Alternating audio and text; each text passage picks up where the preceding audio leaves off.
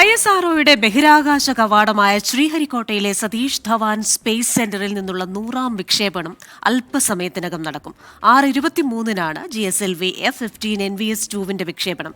ബഹിരാകാശ വമ്പന്മാരുടെ കൂട്ടത്തിൽ ഇന്ത്യ തല ഉയർത്തി നിൽക്കുന്നതിന് പ്രധാന കാരണവും ഈ സതീഷ് ധവാൻ സ്പേസ് സെന്റർ തന്നെയാണ്.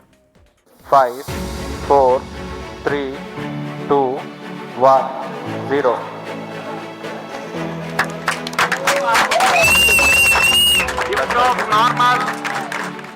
ഏത് വമ്പൻ രാജ്യവും കൊതിക്കുന്ന ഉപഗ്രഹ വിക്ഷേപണ കേന്ദ്രം.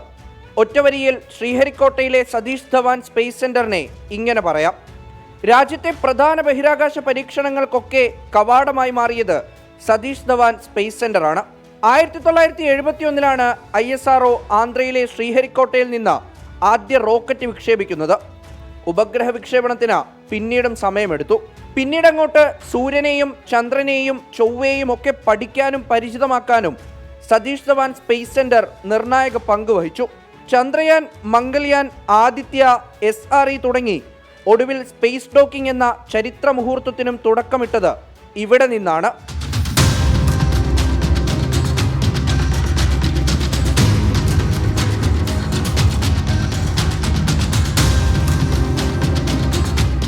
രണ്ട് വിക്ഷേപണത്തറകളാണ് സതീഷ് ധവാൻ സ്പേസ് സെന്ററിലുള്ളത്.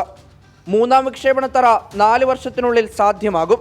റോക്കറ്റുകളുടെ ഘടകങ്ങൾ കൂട്ടിച്ചേർക്കാനുള്ള സൗകര്യം തുടങ്ങി റേഞ്ച് ഓപ്പറേഷന് വരെ സൗകര്യമുണ്ട് ശ്രീഹരിക്കോട്ടയിൽ.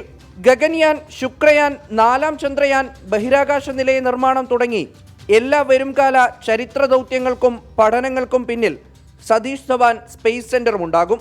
24 ചെന്നൈ.